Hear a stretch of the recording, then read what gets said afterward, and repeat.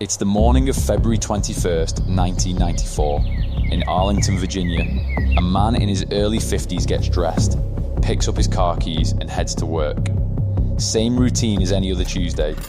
He's a 31-year veteran of the CIA, a Russian language specialist, a counterintelligence officer trusted with some of the most sensitive secrets in the United States government. He climbs into his Jaguar, a $50,000 car he paid for in cash, and pulls out of the driveway of his 5-bedroom house in a quiet suburban neighborhood.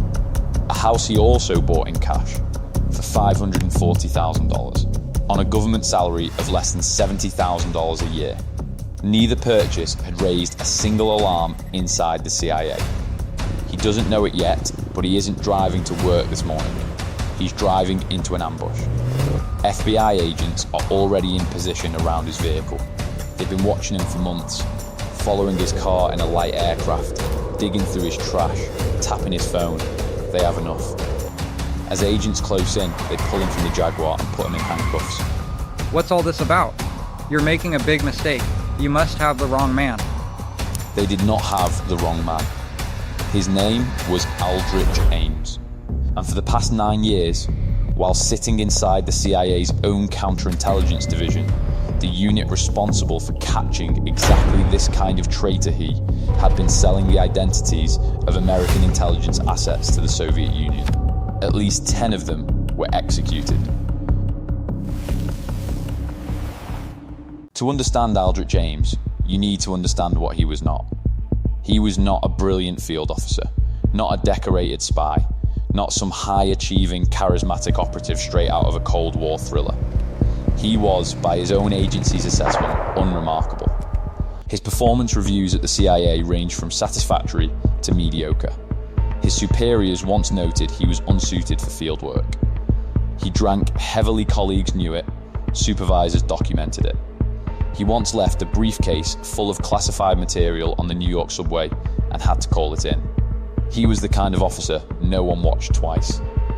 But what Ames lacked in distinction, he made up for in access. By the mid-1980s, he had risen to become chief of the Soviet branch inside the CIA's counterintelligence division. That position gave him something far more dangerous than rank. It gave him visibility into everything. The names of CIA assets embedded inside Soviet military intelligence. The identities of KGB officers secretly working for the United States. The architecture of American intelligence operations against the Soviet Union during the most dangerous years of the Cold War. He knew which assets existed. He knew how they were protected. He knew exactly how the CIA would go about looking for a mole, because finding moles was literally his job. And for 9 years, he used every piece of that knowledge against the people he worked with. Here is what made Aldrich Ames so disturbing. Not just what he did, but the gap between who he appeared to be and what he was actually doing. He was a family man, married with a young son. He lived in a suburban neighborhood in Arlington, Virginia, the kind of street where neighbors know each other's names. He showed up to work every day. He sat in classified briefings. He shook hands in CIA hallways with the same colleagues whose identities he was handing over to the KGB. He attended the funerals of some of them. And then there was the other life running beneath it. In April 1985, Aldrich Ames walked into the Soviet embassy in Washington, D.C. with an envelope. Inside was a note. It read, in plain terms, I need $50,000, and in return here is information on 3 agents the CIA is running right now. The KGB delivered the money within a week. He had expected the first meeting to be the last. A one-time transaction to clear his mounting debts from a messy divorce and an expensive new wife, Rosario. A Colombian woman he had recruited as a CIA source in Mexico City and later married. But the money arrived, and he went back. 2 months later, on June 13th, 1985, Ames gathered between 5 and 7 pounds of cable traffic and classified documents in plastic bags, walked out of his 4th floor office at CIA headquarters, got in his car, drove across the Potomac, and met his GB contact at Chadwick's saloon in Georgetown. He handed over the bags over lunch. Inside them were the names of every significant CIA asset operating inside the Soviet Union. It was the largest single transfer of intelligence to the KGB in history. The KGB moved fast. Within months, CIA assets who had been safely embedded inside Soviet military intelligence for years began disappearing. Arrests, interrogations, show trials, and executions. The most significant was a man the CIA called Top Hat.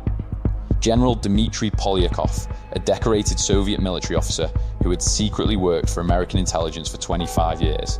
For a quarter century, Polyakov had operated right beneath the Kremlin's nose, rising through the ranks of Soviet military intelligence while feeding the CIA some of the most important intelligence of the Cold War. He helped shape Nixon's opening to China. He revealed Soviet nuclear strategy. He risked his life, year after year, not for money he refused payment, but because he believed in it. CIA officer Sandy Grimes, who spent years trying to protect him, said simply, Polyakov was the jewel in the crown, the best source American intelligence has ever had. Ames gave his name to the KGB. Polyakov was arrested in 1986. He was interrogated for 2 years. At his last visit with family, someone asked what fate awaited him.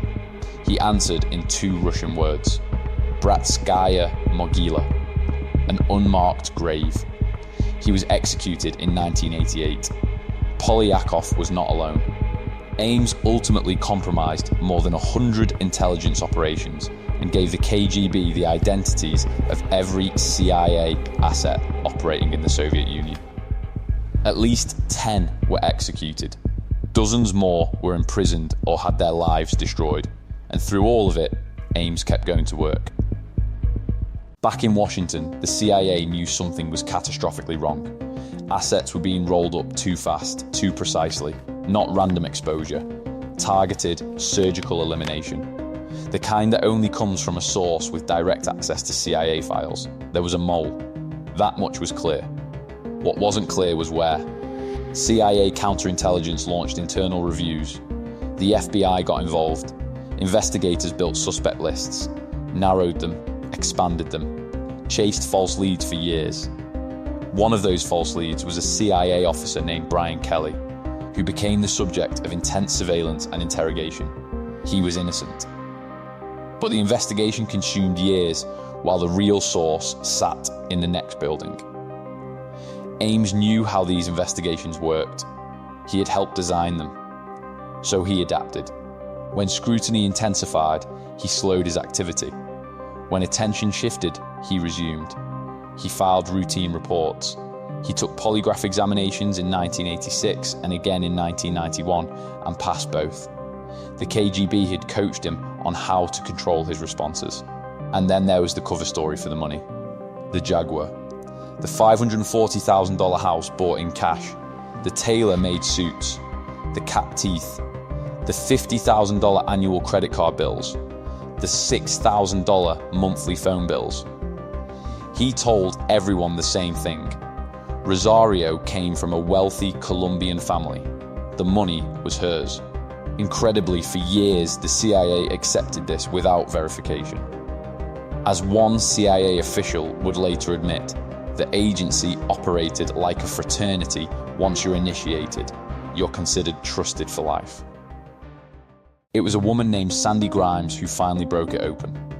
Grimes was a CIA analyst who had spent years hunting for the mole, who had destroyed her network of Soviet assets, including Polyakov, the man she had fought to protect. She and Ames had once been friendly colleagues. They carpooled from the same Virginia suburb.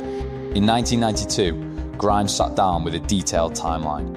She mapped every bank deposit Ames had made against every lunch he had shared with his Soviet contact, Sergei Chuvakin. The pattern was impossible to explain away. Every time Ames had lunch with Chuvakin, a large cash deposit appeared in his accounts the same day. Sometimes $20,000, sometimes $50,000. In total, over $1.3 million in deposits from unexplained sources. She walked into a colleague's office with the timeline. "It doesn't take a rocket scientist to figure out what's going on here," she said. "Rick is a goddamn Russian spy." From there, the investigation accelerated. The FBI tapped his phone, tracked his car with a plane, went through his trash, monitored his bank accounts. By early 1994, they had everything they needed. They moved before Ames could fly to Moscow on an official CIA trip, a trip he would not have returned from. On the morning of February 21st, 1994, Aldrich Ames got dressed, picked up his keys, and climbed into his Jaguar.